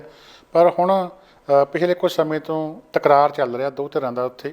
ਪਹਿਲਾਂ ਵੀ ਕੋਈ ਛੋਟੀਆਂ ਮੋਟੀਆਂ ਕਾਰਵਾਈਆਂ ਹੋਈਆਂ। ਅਕਤੂਬਰ ਮਹੀਨੇ ਇੱਕ ਵੱਡੀ ਲੜਾਈ ਹੋਈ ਜਿਹਦੇ ਵਿੱਚ ਕੁਝ ਜਣੇ ਜ਼ਖਮੀ ਹੋਏ। ਉਹਦੇ ਜਿਹੜੇ ਫੁਟੇਜ ਹੈਗੇ, ਵੀਡੀਓ ਫੁਟੇਜ, ਉਹ ਸੋਸ਼ਲ ਮੀਡੀਆ 'ਤੇ ਵਾਇਰਲ ਹੋਏ। ਕਈ ਜ਼ਖਮੀ ਹੋਏ ਲੋਕ ਜਿਹੜੇ ਖੂਨ ਨਾਲ ਲੱਥ-ਪੱਥ ਆ। ਉਸ ਮਾਮਲੇ ਦੇ ਵਿੱਚ ਹੁਣ ਜਿਹੜੀ ਰੈਂਟਨ ਪੁਲਿਸ ਆ ਉਹਨੇ ਕਾਰਵਾਈ ਕਰਦਿਆਂ 4 ਜਣੇ ਜਿਹੜੇ ਆ ਜੀ ਉਹ ਚਾਰਜ ਕੀਤੇ ਆ। 33 ਸਾਲਾਂ ਦਾ ਕੁਲਜੀਤ ਸਿੰਘ ਆ, 62 ਸਾਲਾਂ ਦਾ ਹਰਿੰਦਰਬੀਰ ਸਿੰਘ ਆ, 37 ਸਾਲਾਂ ਦਾ ਮਨਿੰਦਰਪਾਲ ਸਿੰਘ ਹੈਗਾ ਰੈਂਟਨ ਨਿਵਾਸੀ, ਅਤੇ 30 ਸਾਲਾਂ ਦਾ ਹਰਭਜਨ ਸਿੰਘ ਸ਼ਾਮਲ ਆ। ਅਤੇ ਪੁਲਿਸ ਕਹਿੰਦੀ ਇੱਕ 5ਵੇਂ ਜਣੇ ਦੀ ਜਿਹੜੀ ਆ ਉਹ ਹਜੇ ਭਾਲ ਆ, ਉਹਦੀ ਇਨਵੈਸਟੀਗੇਸ਼ਨ ਕੀਤੀ ਜਾ ਰਹੀ ਆ। ਉਹਦਾ ਹਜੇ ਨਾਂ ਨਹੀਂ ਦੱਸਿਆ। ਇਹਨਾਂ ਚਾਹਾਂ ਦੇ ਉੱਤੇ ਫਸਟ ਡਿਗਰੀ ਦੇ ਜਿਹੜੇ ਚਾਰਜਸ ਲਾਏ ਗਏ ਆ। ਕਿਹਾ ਗਿਆ ਸਰਕਾਰੀ ਵਕੀਲ ਵੱਲੋਂ ਇਹਨਾਂ ਨੇ ਵੀ ਬੇਸਬਾਲਸ ਦੀ, ਕਿਰਪਾਨਾਂ, ਚਾਕੂਆਂ ਦੀ ਵਰਤੋਂ ਕੀਤੀ ਆ। ਜਿਹੜੇ ਉੱਥੇ ਲੋਕ ਮੌਜੂਦ ਸੀਗੇ ਸੰਗਤ ਵਿੱਚ, ਉਹਨਾਂ ਨੇ ਇਸ ਲੜਾਈ ਨੂੰ ਹਟਾਉਣ ਦੀ ਕੋਸ਼ਿਸ਼ ਕੀਤੀ, ਬੰਦਿਆਂ ਨੂੰ ਛਡਾਉਣ ਦੀ, ਪੀੜਤਾਂ ਨੂੰ ਕੋਸ਼ਿਸ਼ ਕੀਤੀ ਆ। ਪਰ ਹੋਇਆ ਕਿ ਉਸ ਦੇ ਨਾਲ ਕਿ ਫਿਰ ਵੀ ਇਹ ਟਲੇ ਨਹੀਂ। ਲੋਕਾਂ ਤੋਂ ਖੋਹ ਕੇ ਬੰਦੇ ਜਿਹੜੇ ਕੁੱਟੇ ਗਏ ਆ। ਅਤੇ ਹੁਣ ਸਰਕਾਰੀ ਵਕੀਲ ਦਾ ਇਹ ਕਹਿਣਾ ਕਿ ਉਹਨਾਂ ਕੋਲ ਇਨਫ ਸਬੂਤ ਹੈਗੇ ਆ, ਮੌਜੂਦ ਗਵਾਹ ਮੌਜੂਦ ਆ ਕਿ ਉਹ ਜਿਹੜੇ ਦੋਸ਼ ਲਾਏ ਆ ਉਹ ਸਾਬਤ ਕੀਤੇ ਜਾ ਸਕਦੇ ਆ।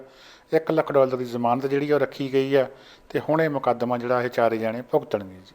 ਫੇਸਬੁੱਕ 'ਤੇ ਕੋਈ ਮਾਮਲਾ ਚੱਲ ਰਿਹਾ ਸ਼ਿਕਾਇਤਾਂ ਦਾ, ਇਹ ਕੀ ਸ਼ਿਕਾਇਤ ਆ ਜੀ? ਪਿਛਲੇ ਕੁਝ ਘੰਟਿਆਂ ਤੋਂ ਜਾਂ ਅੱਜ ਰਾਤ ਤੋਂ ਕਹਿ ਲਓ ਕਿ ਲੋਕ ਸ਼ਿਕਾਇਤ ਕਰ ਰਹੇ ਆ ਜੀ ਕਿ ਫੇਸਬੁੱਕ ਦੇ ਉਹਨਾਂ ਦੀਆਂ ਪੋਸਟ ਜਿਹੜੀਆਂ ਹੈਗੀਆਂ ਉਹ ਡਿਲੀਟ ਹੋ ਰਹੀਆਂ। ਅਤੇ ਨਾਲ ਦੀ ਨਾਲ ਉਹਨਾਂ ਦਾ ਫੇਸਬੁੱਕ ਵੱਲੋਂ ਨੋਟੀਫਿਕੇਸ਼ਨ ਆ ਰਿਹਾ ਕਿ ਇਹ ਜਿਹੜੀ ਤੁਹਾਡੀ ਪੋਸਟ ਆ ਕਮਿਊਨਿਟੀ ਸਟੈਂਡਰਡਸ ਦੇ ਉਲਟ ਹੈਗੀ ਆ। ਇੱਕ ਫੇਸਬੁੱਕ ਦਾ ਸਜ਼ਾ ਦੇਣ ਦਾ ਢੰਗ ਹੈਗਾ ਆ। ਉਹਦੇ ਵਿੱਚ ਕੀ ਕਰਦੇ ਆ ਕਿ ਉਹ ਜਿੱਦਾਂ ਕਿਸੇ ਨੂੰ 30 ਦਿਨ ਲਈ ਪੋਸਟ 'ਤੇ ਕਿਸੇ 'ਤੇ ਵੀ ਕਮੈਂਟ ਕਰਨ ਨੂੰ ਜਾਂ ਆਪਣੀ ਨਵੀਂ ਪੋਸਟ ਪਾਉਣ ਲਈ ਬੈਨ ਕਰ ਦਿੰਦੇ ਆ। ਕਿਸੇ ਨੂੰ ਉਹ ਕਹਿੰਦੇ ਵੀ ਤੁਸੀਂ 30 ਦਿਨ ਲਾਈਵ ਨਹੀਂ ਕਰ ਸਕਦਾ, ਜਾਂ ਤੂੰ ਕੋਈ ਆਪਣੀ ਐਡਵਰਟਾਈਜ਼ ਨਹੀਂ ਕਰ ਸਕਦਾ। ਖੁਦ ਮੇਰੀ ਇੱਕ ਪੋਸਟ 4-5 ਸਾਲ ਪਹਿਲਾਂ ਦੀ ਪੰਜਾਬ ਦੇ ਵਿੱਚ ਨੌਜਵਾਨ ਫੜੇ ਗਏ ਸੀਗੇ, ਉਹਨਾਂ ਦੇ ਬਾਰੇ ਸੀਗੀ। ਉਹ ਪੋਸਟ ਸੰਬੰਧੀ ਮੈਨੂੰ ਵੀ ਮੈਸੇਜ ਆਇਆ, ਨੋਟੀਫਿਕੇਸ਼ਨ। ਇਹ ਮੈਸੇਜ ਕੌਣ ਭੇਜਦਾ ਜੀ? ਫੇਸਬੁੱਕ ਆਪ ਭੇਜਦੀ ਹੈ। ਫੇਸਬੁੱਕ ਦਾ ਇਹ ਜਿਹੜੇ ਤੁਹਾਡੇ ਕਮਿਊਨਿਟੀ ਸਟੈਂਡਰਡਸ ਦੇ ਉਲਟ ਹੈਗੀ ਆ ਪੋਸਟ, ਇਸ ਕਰਕੇ ਪੋਸਟ ਜਿਹੜੀ ਅਸੀਂ ਡਿਲੀਟ ਕਰਨ ਲੱਗੇ ਹਾਂ। ਅਤੇ ਤੁਸੀਂ ਹੁਣ 30 ਦਿਨ ਅੱਗੇ ਲਾਈਵ ਨਹੀਂ ਕਰ ਸਕੋਗੇ। ਇਹ ਮੇਰੇ 'ਤੇ ਬੰਦਿਸ਼ ਲਾਈ ਗਈ ਆ। ਅੱਛਾ। ਅਤੇ ਉਹ ਹੁਣ ਮੈਂ ਉਹਦੇ ਉੱਤੇ ਇਤਰਾਜ਼ ਜਤਾਇਆ ਵੀ ਨਹੀਂ, ਤੁਸੀਂ ਇਸ ਫੇਸਬੁੱਕ ਦੀ ਪੋਸਟ ਇਹਨੂੰ ਗਲਤ ਸਮਝਿਆ ਵੀ ਇਹ ਤਾਂ ਮੈਂ ਡਿਸਐਗਰੀ ਕਰਦਾ ਇਸ ਗੱਲ ਨਾਲ। ਸੋ ਬਹੁਤ ਸਾਰੇ ਹੋਰ ਲੋਕ ਜਿਹੜੇ ਉਹਨਾਂ ਨੇ ਵੀ ਇਸੇ ਤਰ੍ਹਾਂ ਕੀਤਾ ਆ। ਪਰ ਹੁਣ ਜਦੋਂ ਪਤਾ ਲੱਗਾ, ਗੱਲ ਬਾਹਰ ਆਈ ਆ, ਗੱਲ ਇਹ ਨਿਕਲੀ ਹੈ ਕਿ ਜਿਹੜੀਆਂ ਸਿੱਖ ਜੈਨੋਸਾਈਡ ਸੰਬੰਧੀ ਹਫ਼ਤਾ ਮਨਾਇਆ ਜਾ ਰਿਹਾ ਨਵੰਬਰ 84 ਨੂੰ ਯਾਦ ਕਰਦੇ ਹਾਂ। ਹਾਂਜੀ। ਜਿਹੜੀਆਂ ਨਵੰਬਰ 84 ਨਾਲ ਸੰਬੰਧਿਤ ਪੋਸਟਾਂ ਆ ਜਾਂ ਜਿੱਥਾ ਪੋਸਟਾਂ ਦੇ ਵਿੱਚ ਸਿੱਖ ਸ਼ਹੀਦਾਂ ਦੀ ਗੱਲ ਆ, ਸਿੱਖਾਂ ਦੀਆਂ ਗ੍ਰਿਫਤਾਰੀਆਂ ਦੀ ਗੱਲ ਆ, ਉਹ ਪੋਸਟਾਂ ਨੂੰ ਟਾਰਗੇਟ ਕੀਤਾ ਗਿਆ ਜੀ। ਸੋ ਲੋਕ ਸ਼ੱਕ ਪ੍ਰਗਟਾ ਰਹੇ ਵੀ ਕੋਈ ਏਜੰਸੀ ਜਾਂ ਕੋਈ ਥਰਡ ਪਾਰਟੀ ਜਿਹੜੀ ਆ ਉਹ ਇਹ ਪੋਸਟਾਂ ਰਿਪੋਰਟ ਕਰ ਰਹੀ ਹੈ ਕਿਸੇ ਤਰੀਕੇ ਦੇ ਨਾਲ। ਕਿਉਂਕਿ ਫੇਸਬੁੱਕ ਦੇ ਉੱਤੇ ਕਿਹੜੇ ਬੰਦੇ ਬੈਠੇ ਆ ਇਕੱਲੇ ਵੀ ਦੇਖਣ ਨੂੰ ਵੀ ਕਿਹਦੀ ਕਰਨੀ ਆ। ਉਹਦਾ ਕੋਈ ਸੌਫਟਵੇਅਰ ਹੈਗਾ ਆ। ਉਹ ਕੁਝ ਵਰਡ ਜਿਹੜੇ ਆ ਉਹ ਜਿਹਨਾਂ ਪੋਸਟਾਂ ਦੇ ਵਿੱਚ ਜਾਂ ਕੋਈ ਤਸਵੀਰਾਂ ਜਿਹੜੀਆਂ ਪੋਸਟਾਂ ਦੇ ਵਿੱਚ ਹੈਗੀਆਂ ਉਹਨਾਂ ਨੂੰ ਫਿਰ ਸਾਰੀਆਂ ਨੂੰ ਟਾਰਗੇਟ ਕਰ ਲੈਂਦੇ ਆ ਜੀ। ਅਤੇ ਹੁਣ ਬਕਾਇਦਾ ਇਸ ਦੇ ਵਾਸਤੇ ਲਿਖਿਆ ਜਾ ਰਿਹਾ ਫੇਸਬੁੱਕ ਨੂੰ ਕਿ ਇਹ ਤੁਸੀਂ ਧਿਆਨ ਦਿਓ ਵੀ ਇਹ ਸਿੱਖ ਜੈਨੋਸਾਈਡ ਨੂੰ ਟਾਰਗੇਟ ਕੀਤਾ ਗਿਆ ਕਿਸੇ ਛਿਪੇ ਹੋਏ ਕਿਸੇ ਹਮਲਾਵਰ ਵੱਲੋਂ। ਪਿਛਲੇ ਸਾਲ ਵੀ ਇੱਦਾਂ ਹੋਇਆ ਸੀਗਾ। WHO ਨਾਲ ਸੰਬੰਧਿਤ, ਵਰਲਡ ਸਿੱਖ ਆਰਗੇਨਾਈਜੇਸ਼ਨ ਨਾਲ ਸੰਬੰਧਿਤ ਕੈਨੇਡਾ ਦੀਆਂ ਕਈ ਪੋਸਟਾਂ ਜਿਹੜੀਆਂ ਕੁਝ ਕੌਮ ਡਿਲੀਟ ਕਰ ਦਿੱਤੇ ਗਏ ਸੀਗੇ। ਉਹਨਾਂ ਕੋਲ ਆਪਣੇ ਵਕੀਲ ਹੈਗੇ ਜੀ, ਉਹਨਾਂ ਨੇ ਫਿਰ ਫੇਸਬੁੱਕ ਘੇਰ ਲਈ ਅਤੇ ਫੇਸਬੁੱਕ ਨੇ ਫਿਰ ਮਾਫੀ ਮੰਗੀ ਉਹਨਾਂ ਦੇ ਕੋਲੋਂ। ਹੁਣ ਆਮ ਲੋਕ ਜਿਹੜੇ ਉਹ ਵੀ ਇਹੀ ਕਰਨ ਬਾਰੇ ਸੋਚ ਰਹੇ, ਹੈਸ਼ਟੈਗ ਮੁਹਿੰਮ ਚਲਾਈ ਆ, ਫੇਸਬੁੱਕ ਨੂੰ ਈਮੇਲਸ ਕਰ ਰਹੇ ਆ ਵੀ ਇਹ ਜਿਹੜੀ ਗੱਲ ਹੈ ਇਹ ਗਲਤ ਹੋ ਰਹੀ ਆ। ਫੇਸਬੁੱਕ ਅਤੇ ਇੰਸਟਾਗ੍ਰਾਮ ਦੇ ਉੱਤੇ ਕਿਸੇ ਸਾਜ਼ਿਸ਼ ਤਹਿਤ ਕੋਈ ਜਿਹੜੀਆਂ ਰਿਪੋਰਟ ਕੀਤੀਆਂ ਗਈਆਂ ਪੋਸਟਾਂ ਆ ਉਹਨਾਂ ਨੂੰ ਡਿਲੀਟ ਕੀਤਾ ਜਾ ਰਿਹਾ ਹੈ, ਬੰਦਿਆਂ ਦੇ ਪਾਬੰਦੀਆਂ ਲੱਗ ਰਹੀਆਂ ਆ। ਇਹ ਜਾਇਜ਼ ਨਹੀਂ ਹੈਗੀ ਗੱਲ, ਤੇ ਇਹ ਆਜ਼ਾਦੀ ਦੇ ਉੱਤੇ ਹਮਲਾ ਹੈ ਜੀ। ਪੰਜਾਬ ਦੇ ਵਿੱਚ ਕੀ ਸਿਚੁਏਸ਼ਨ ਹੈ ਜੀ? ਕੈਪਟਨ ਸਾਹਿਬ ਰਾਸ਼ਟਰਪਤੀ ਉਹਨਾਂ ਨੂੰ ਮਿਲਣ ਗਏ ਸੀ, ਕੀ ਬਣਿਆ ਜੀ? ਕੈਪਟਨ ਸਾਹਿਬ ਜੀ ਜਦੋਂ ਗੱਲਬਾਤ ਕਰਦੇ ਹੁੰਦੇ ਆ ਦੇਸ਼ ਦੀ ਏਕਤਾ ਤੇ ਅਖੰਡਤਾ ਦੀ, ਤੇ ਹੋਰ ਪੰਜਾਬ ਜਿਹੜਾ ਭਾਰਤ ਦਾ ਇੱਦਾਂ ਭਿੰਨ ਅੰਗ ਆ, ਤੇ ਹੋਰ ਵੱਡੀਆਂ ਵੱਡੀਆਂ ਗੱਲਾਂ ਕਰਦੇ ਹੁੰਦੇ ਆ। ਪਰ ਭਾਰਤ ਵਾਲਿਆਂ ਨੇ, ਦਿੱਲੀ ਵਾਲਿਆਂ ਨੇ ਉਹਨਾਂ ਨੂੰ ਇੱਕ ਆਦਤ ਦਿਖਾਈ ਹੈ ਚੰਗੀ ਤਰ੍ਹਾਂ ਵੀ ਤੁਸੀਂ ਸਾਡੇ ਵਾਸਤੇ ਕੀ ਮਿਹਨਤ ਰੱਖਦੇ ਆ। ਇਹ ਦਿੱਲੀ ਗਏ ਸੀਗੇ ਰਾਸ਼ਟਰਪਤੀ ਨੂੰ ਮਿਲਣ, ਖਰੇ ਉੱਥੇ ਜਾ ਕੇ ਰਾਸ਼ਟਰਪਤੀ ਸਾਡੀ ਸੁਣ ਲਊਗਾ ਤੇ ਖੇਤੀ ਆਰਡੀਨੈਂਸ ਜਿਹੜੇ ਆ ਵਾਪਸ ਹੋ ਜਾਣਗੇ। ਤੇ ਉਹਨਾਂ ਨੇ ਇਹਨਾਂ ਦੀ ਔਕਾਤ ਦਿਖਾਤੀ ਇਹਨਾਂ ਨੂੰ, ਤੇ ਇਹਨਾਂ ਨੂੰ ਮਿਲਣ ਵਾਸਤੇ ਸਮਾਂ ਵੀ ਨਹੀਂ ਦਿੱਤਾ ਜੀ। ਹੁਣ ਛਿੱਥੇ ਹੋਏ ਉੱਥੇ ਰਾਜਘਾਟ ਸਮਾਧਾਂ 'ਤੇ ਬੈਠੇ ਆ ਤੇ ਸਲਾਹਾਂ ਕਰ ਰਹੇ ਆ ਕਿ ਹੁਣ ਗਾਂਹ ਕੀ ਕੀਤਾ ਜਾਵੇ ਜੀ। ਤੇ ਹੁਣ ਇਹ ਰਲ ਮਿਲ ਕੇ ਵਿਚਾਰਾਂ ਬਣਾਈਆਂ ਜਾ ਰਹੀਆਂ ਕਿ ਇੱਥੇ ਧਰਨਾ ਦਿੱਤਾ ਜਾਵੇ ਜਾਂ ਕੋਈ ਮਾਰਚ ਵਗੈਰਾ ਕੱਢਿਆ ਜਾਵੇ। ਤੇ ਰਾਸ਼ਟਰਪਤੀ ਆਫਿਸ ਜਿਹੜਾ ਹੈ ਜਾਂ ਈਵਨ ਭਾਜਪਾ ਦੇ ਮੰਤਰੀ ਆ ਉਹਨਾਂ ਤੱਕ ਪਹੁੰਚ ਕੀਤੀ ਜਾ ਰਹੀ ਆ ਵੀ ਕਿਸੇ ਤਰ੍ਹਾਂ ਵਿੱਚ ਪੈ ਕੇ ਗੱਲ ਤਾਂ ਕਰਾ ਦਿੱਤੀ ਜਾਵੇ। ਤਾਂ ਪੰਜਾਬ ਮੋੜਨ ਜੋਗੇ ਵੀ ਹੈ ਨਹੀਂਗੇ ਵੀ ਤੁਸੀਂ ਸੂਬੇ ਦੇ ਮੁੱਖ ਮੰਤਰੀ ਹੋਵੋ ਪੰਜਾਬ ਦੇ, ਤੁਹਾਨੂੰ ਰਾਸ਼ਟਰਪਤੀ ਮਿਲਣ ਲਈ ਸਮਾਂ ਨਾ ਦੇਵੇ, ਭਾਜਪਾ ਮੰਤਰੀ ਤੁਹਾਡੀ ਸੁਣਨ ਨਾ, ਤੇ ਫਿਰ ਤੁਸੀਂ ਹੋਰ ਕੀ ਉਡੀਕਦੇ ਹੈਗੇ ਆ। ਤੇ ਇਸ ਗੱਲ ਕਰਕੇ ਅੱਜ ਕਾਫੀ ਨਮੋਸ਼ੀ ਜਿਹੜੀ ਆ ਉਹ ਝੱਲਣੀ ਪੈ ਰਹੀ ਆ। ਤੇ ਜਿਹੜਾ ਖੇਤੀ ਆਰਡੀਨੈਂਸਾਂ ਸੰਬੰਧੀ ਕਾਨੂੰਨ ਜਿਹੜੇ ਆ ਜੀ ਉਹ ਉਹਨਾਂ ਦੇ ਵਾਸਤੇ ਰਾਸ਼ਟਰਪਤੀ ਆਫਿਸ ਦਾ ਇਹੀ ਕਹਿਣਾ ਆ ਕਿ ਉਹ ਰਾਜਪਾਲ ਕੋਲ ਜਿਹੜੇ ਤੁਸੀਂ ਵਿਧਾਨ ਸਭਾ ਦੇ ਵਿੱਚ ਮਤੇ ਰੱਦ ਕਰਕੇ ਭੇਜੇ ਹੋਏ ਆ, ਸਾਡੇ ਕੋਲ ਤਾਂ ਅਸੀਂ ਪਹੁੰਚੇ ਵੀ ਨਹੀਂ, ਤੁਸੀਂ ਸਾਨੂੰ ਮਿਲ ਕੇ ਲੈਣਾ ਕੀ ਆ। ਸੋ ਮਤਲਬ ਕੀ ਹੈ, ਜਿਵੇਂ ਪਹਿਲਾਂ ਵੀ ਗੱਲਾਂ ਕਰਦੇ ਹਾਂ ਵੀ ਚਾਹੇ ਜੋ ਸੰਘਰਸ਼ ਹੋ ਰਿਹਾ ਆ, ਚਾਹੇ ਪੰਜਾਬ ਸਰਕਾਰ ਗੱਲਾਂ ਬਾਤਾਂ ਕਰ ਰਹੀਆਂ, ਸਾਡੀਆਂ ਸਿਆਸੀ ਪਾਰਟੀਆਂ ਬਿਆਨ ਦੇ ਰਹੀਆਂ ਆ, ਦਿੱਲੀ ਦੀ ਸਿਹਤ 'ਤੇ ਕੋਈ ਵੀ ਅਸਰ ਹੈ ਨਹੀਂ ਗਾ। ਮੋਦੀ ਹੁਣੀ ਵਾਰ-ਵਾਰ ਇਹ ਗੱਲ ਕਹਿ ਚੁੱਕੇ ਆ ਕਿ ਇਹ ਜਿਹੜੇ ਆਰਡੀਨੈਂਸ ਆ ਵਾਪਸ ਨਹੀਂ ਹੋਣੇ। ਕੱਲ੍ਹ ਆਪਾਂ ਖਬਰ ਕੀਤੀ ਸੀ ਕਿ ਪੰਜਾਬ ਦੇ ਭਾਜਪਾ ਵਾਲੇ 13 ਜਾਣੇ ਭਾਜਪਾ ਪ੍ਰਧਾਨ ਦੀ ਅਗਵਾਈ ਦੇ ਵਿੱਚ ਜਾ ਚੁੱਕੇ ਆ ਉੱਥੇ ਵਫਦ ਲੈ ਕੇ, ਉਹਨਾਂ ਦੀ ਨਹੀਂ ਸੁਣੀ ਗਈ। ਸੋ ਹੁਣ ਕੈਪਟਨ ਉਹਨਾਂ ਨੂੰ ਤਾਜ਼ਾ ਨਮੋਸ਼ੀ ਜਿਹੜੀ ਇਸ ਮਾਮਲੇ ਵਿੱਚ ਝੱਲਣੀ ਪਈ ਹੈ ਜੀ। ਤੇ ਹੁਣ ਦੇਖਦੇ ਹਾਂ ਕਿ ਅਗਾਂਹ ਕੀ ਪ੍ਰੋਗਰਾਮ ਜਿਹੜਾ ਉਹ ਲੀਕਦੇ ਆ। ਬਹੁਤ ਬਹੁਤ ਸ਼ੁਕਰੀਆ ਗੁਰਪ੍ਰੀਤ ਜੀ, ਮਿਹਰਬਾਨੀ। ਧੰਨਵਾਦ ਜਸਕਰਨ ਜੀ। ਇਸ ਦੇ ਨਾਲ ਹੀ ਪ੍ਰੋਗਰਾਮ ਸਮਾਪਤ ਕਰਦੇ ਹਾਂ, ਪਰ ਇੱਕ ਗੱਲ ਜਿਹੜੀ ਮੈਂ ਅਖੀਰ ਦੇ ਵਿੱਚ ਜ਼ਰੂਰ ਕਰਨੀ ਚਾਹੁੰਦਾ, ਇੱਕ ਤਾਂ ਇਹ ਹੈ ਕਿ ਕੈਪਟਨ ਅਮਰਿੰਦਰ ਸਿੰਘ ਹੁਣੀ ਹੁਣ ਤਾਜ਼ਾ ਜਿਹੜੀਆਂ ਖਬਰਾਂ ਆਈਆਂ ਜੀ ਉਹਨਾਂ ਦੇ ਮੁਤਾਬਕ ਇਹ ਕਹਿ ਦਿੱਤਾ ਕਿ ਅਸੀਂ ਰਾਜਘਾਟ ਦੇ ਉੱਤੇ ਧਰਨਾ ਦੇਵਾਂਗੇ, ਇੱਥੇ ਮੋਰਚਾ ਲਾਵਾਂਗੇ। ਤੇ ਨਾਲ ਹੀ ਇਹ ਵੀ ਗੱਲ ਪਤਾ ਲੱਗੀ ਹੈ ਕੈਪਟਨ ਅਮਰਿੰਦਰ ਸਿੰਘ ਦਾ ਵੀ ਇੱਕ ਦੋਗਲਾ ਚਿਹਰਾ ਬੇਨਕਾਬ ਹੋਇਆ ਜੀ। ਅੱਛਾ ਜੀ। ਪੰਜਾਬ ਮੰਡੀ ਬੋਰਡ ਜਿਹੜਾ ਹੈ ਜੀ ਉਹ ਕੈਪਟਨ ਸਰਕਾਰ ਦੇ ਅਧੀਨ ਹੈਗਾ ਆ, ਤੇ ਉਹਦੇ ਵੱਲੋਂ ਖੇਤੀ ਆਰਡੀਨੈਂਸ ਜਿਹੜੇ ਮੰਨ ਲਏ ਗਏ ਆ ਜਾਂ ਕਹਿ ਲਓ ਲਾਗੂ ਕਰ ਦਿੱਤੇ ਗਏ ਆ। ਇੱਕ ਖਬਰ ਦੇ ਮੁਤਾਬਕ ਹਿਮਾਚਲ ਪ੍ਰਦੇਸ਼ ਦੀ ਇੱਕ ਕੰਪਨੀ ਜਿਹੜੀ ਆ ਉਹਨੂੰ ਨਵੇਂ ਖੇਤੀ ਆਰਡੀਨੈਂਸਾਂ ਦੇ ਅੰਡਰ ਮੰਡੀਕਰਨ ਦੀ ਜਿਹੜੀ ਫੀਸ ਹੈਗੀ ਆ ਉਹ ਤੋਂ ਮਾਫੀ ਦਿੱਤੀ ਗਈ ਆ, ਰਾਹਤ ਦਿੱਤੀ ਗਈ ਆ। ਇੱਕ ਪਾਸੇ ਕੈਪਟਨ ਹੁਣੀ ਜਾ ਕੇ ਦਿੱਲੀ ਬੈਠੇ ਆ, ਸਰਕਾਰ ਦੇ ਨਾਲ ਲੜ ਰਹੇ ਆ, ਦੂਜੇ ਪਾਸੇ ਉਹਨਾਂ ਦੇ ਨੱਕ ਹੇਠ ਜਿਹੜੇ ਆ ਪੰਜਾਬ ਮੰਡੀ ਬੋਰਡ ਵਾਲੇ ਆ ਉਹ ਖੇਤੀ ਆਰਡੀਨੈਂਸ ਲਾਗੂ ਕਰ ਰਹੇ ਆ। ਸਰਕਾਰ ਨੂੰ ਪਤਾ ਇਹ ਨਹੀਂ ਗਾ। ਹੁਣ ਤੁਸੀਂ ਦੀਵੇ ਥੱਲੇ ਹਨੇਰੇ ਵਾਲੀ ਗੱਲ ਕਹਿ ਲਓ ਜਾਂ ਲੋਕਾਂ ਨੂੰ ਉੱਲੂ ਬਣਾਉਣ ਵਾਲੀ ਗੱਲ ਕਹਿ ਲਓ, ਪਰ ਇੱਕ ਵਾਰੀ ਫਿਰ ਕੈਪਟਨ ਨੂੰ ਇਸ ਮਾਮਲੇ ਵਿੱਚ ਜਵਾਬਦੇਹੀ ਜਿਹੜੀ ਆ ਦੇਣੀ ਪਊਗੀ। ਤੇ ਅਖੀਰ ਦੇ ਵਿੱਚ ਤੁਹਾਨੂੰ ਤੇ ਸਾਰੇ ਹੀ ਦਰਸ਼ਕਾਂ ਨੂੰ ਪਿਆਰ ਸਤਿਕਾਰ ਭਰੀ ਸਤਿ ਸ਼੍ਰੀ ਅਕਾਲ ਜੀ। ਸਤਿ ਸ਼੍ਰੀ ਅਕਾਲ ਜੀ ਦੋਸਤੋ, ਇਹਦੇ ਨਾਲ ਹੀ ਅੱਜ ਦਾ ਪ੍ਰੋਗਰਾਮ ਇੱਥੇ ਸਮਾਪਤ ਕਰਦੇ ਹਾਂ। ਪਰ ਇੱਥੇ ਨਾਲ ਹੀ ਅਸੀਂ ਦੱਸਣਾ ਚਾਹੁੰਦੇ ਕਿ 4:30 ਵਜੇ US ਦੇ ਇਲੈਕਸ਼ਨ ਰਿਜ਼ਲਟ ਆਉਣੇ ਸ਼ੁਰੂ ਹੋ ਜਾਣੇ। ਚੈਨਲ ਪੰਜਾਬੀ ਦੇ ਉੱਤੇ ਲਾਈਵ ਕਵਰੇਜ ਤੁਸੀਂ 4:30 ਵਜੇ ਤੋਂ ਵੈਨਕੂਵਰ ਟਾਈਮ ਤੋਂ ਦੇਖੋਗੇ। ਅੱਜ ਦਾ ਪ੍ਰੋਗਰਾਮ ਇੱਥੇ ਸਮਾਪਤ ਕਰਦੇ ਹਾਂ। ਕੱਲ੍ਹ ਫਿਰ ਤੁਹਾਡੇ ਨਾਲ ਮੁਲਾਕਾਤ ਹੋਏਗੀ। ਅਲਵਿਦਾ ਦੋਸਤੋ।